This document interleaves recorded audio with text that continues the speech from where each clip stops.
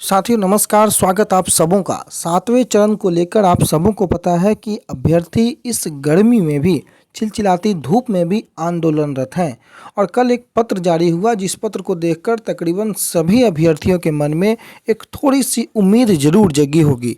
आप लोगों के सामने ये दिख रहा है, कार्यालय जिला शिक्षा पदाधिकारी किशनगंज के माध्यम से ये पत्र बाहर निकल कर आया है। 18/5/2022 को ये पत्र लिखा गया है और सबसे महत्वपूर्ण बात, अब तक जो प्रारंभिक शिक्षकों की हालांकि बातें ये हो रही हैं और प्रारंभिक शिक्षक बहाली अब तक 2019-20 की बातें होती थी, परंतु अब प्रारंभिक शिक्षक नियोजन 2022-23 की बातें अब होने लगी हैं। यानी कि सातवें चरण की सुगबुगाहट की सबसे पहली शुरुआत जो है ये हो चुकी है। 2022-23 हेतु दिनांक 17/7/2019 से 31/5/2022 तक, यानी कि 19 से 22 तक की जो रिक्तियों की बात पूर्व में अपर मुख्य सचिव ने कर रखी थी, उसी बात पर अमल होते हुए अब रिक्तियां मांगी गई हैं इस दरमियान की। यानी कि 2019 तक की रिक्तियों को छठे चरण में शामिल किया गया था। 2019 सातवें महीने से 31/5/2022 यानी कि मई महीने के 31 तारीख तक की जो रिक्तियां हैं, चाहे वो सेवानिवृत्त हुए हों, चाहे मृत हैं, चाहे त्यागपत्र उन्होंने दे रखा है या अन्य कारणों से जो भी शिक्षकों की जो रिक्तियां हैं, वो जितने भी आंकड़े हैं शिक्षा विभाग को वो आंकड़े चाहिए और हफ्ते दिन के अंदर में चाहिए।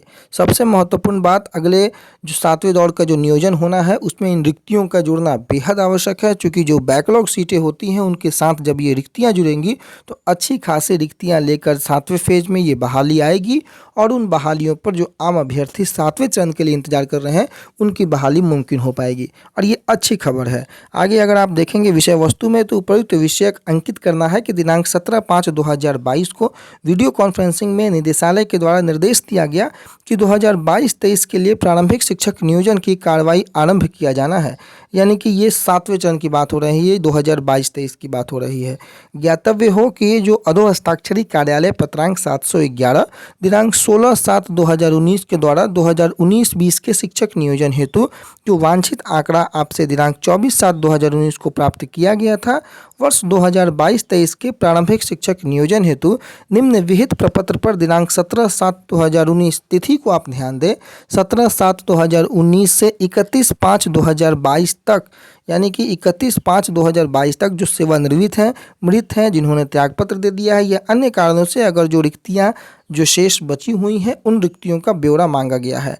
अब आप यहां पर देख सकते हैं कि जो विहित प्रपत्र है उसमें नियोजन इकाई का नाम है, शिक्षक का नाम है, बेसिक ग्रेड जो भी हिंदी है, उर्दू है, स्नातक है, अंग्रेजी है, संस्कृत है, उन शिक्षकों को नियोजन के समय विद्यालय का नाम, जो अब जो त्यागपत्र दे रखे हैं या सेवानिवृत्त हो रखे हैं, कौन से नियोजन में, कौन से विद्यालय में, जो भी ब्यौरा है, किस माध्यम से उन्होंने वो पद किस तरीके से खाली हुआ है, उसका ब्यौरा, अभियुक्ति, सारी चीज़ों का डिटेल मांगा गया है और तालिका में अंकित होने वाले शिक्षकों की विवरणी को संधारित करके पूर्व संबंधित विद्यालय के प्रधानाध्यापक या प्रधान शिक्षक से सत्यापन किया जाना बिल्कुल आवश्यक है।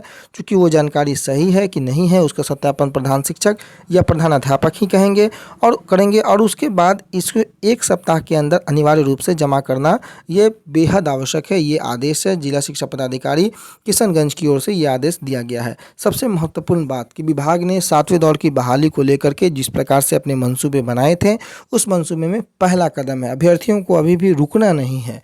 अभी रिक्तियां मांगी गई हैं, गवर्नमेंट रिक्ति के नाम पर 1 आध महीने खींच सकती है अगर गवर्नमेंट पे दबाव नहीं बना तो। ये आपके दबाव का ही परिणाम है। मैं बात प्रारंभिक शिक्षकों के अभ्यर्थियों की कर रहा हूँ, क्योंकि माध्यमिक और उच्च माध्यमिक की बात इसमें अभी नहीं है। हालांकि सातवें दौर में प्रारंभिक के साथ साथ माध्यमिक और उच्च माध्यमिक भी आनी है, परंतु अभी जो पत्र है उसमें माध्यमिक का जिक्र नहीं है, इसलिए मैंने माध्यमिक और उच्च माध्यमिक की चर्चाएं नहीं की है। परंतु इससे भी सीख लेना होगा माध्यमिक और उच्च माध्यमिक के अभ्यर्थियों को। क्यों सीख लेना आवश्यक है? क्योंकि प्रारंभिक के अभ्यर्थी जी जान लगाकर अपनी बहाली के लिए आगे कदम बढ़ा रहे हैं, मेहनत कर रहे हैं, आंदोलन कर रहे हैं, परंतु जो माध्यमिक के अभ्यर्थी हैं कहीं ना कहीं अब भी वो merit, not merit, teacher, not teacher, this that, ऐसे ऐसे मुद्दों पे वो उलझे पड़े हैं कि गवर्नमेंट और शिक्षा विभाग नदारद है उनकी ओर से कोई भी सोच पॉजिटिव रखने के लिए। परंतु प्रारंभिक अभ्यर्थियों का जो मेहनत है वो ज़रूर रंग लाएगा और बहुत जल्द रंग लाएगा। और ये पत्र जो है कहीं ना कहीं उस जो आगे की जो रणनीति है उसकी पटकथा तैयार कर रही है। यह पत्र बता रहा है कि गवर्नमेंट अब आगे क्या करने वाली है। रिक्तियों का ब्यौरा मांगा गया है, रिक्तियों के बाद सीटों का रिकैलकुलेशन एक तरीके से आप कह सकते हैं, उसके बाद ही नोटिफिकेशन जारी होता है।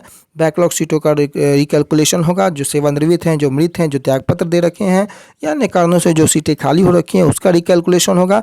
इन सभी बिंदुओं को जोड़ने, इन सभी सीटों को जोड़ने के बाद जो रिक्तियां बनेगी उन रिक्तियों पर 7वें चरण की बहाली को लिया जाएगा और उसका कार्य चालू है। ये एक अच्छी खबर है, 7वें चरण के अभ्यर्थियों के लिए बड़ी खबर है।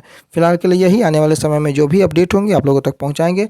आम जो स्टेट अभ्यर्थी हैं उनसे भी आग्रह है कि आप भी अब इस बात को समझें और आगे जो है कदम बढ़ाएं। जिस प्रकार से गवर्नमेंट ने लगातार इस बात की जिक्र की है कि बहाली जो है वो आएगी और 7वें दौर की बहाली प्रारंभिक के साथ साथ माध्यमिक, उच्च माध्यमिक की भी आनी है कुछ दिनों के अंतराल में। इसलिए अपना भी दबाव आप बनाए रखें ताकि गवर्नमेंट बहाली STET के भी साथ में लाए। धन्यवाद।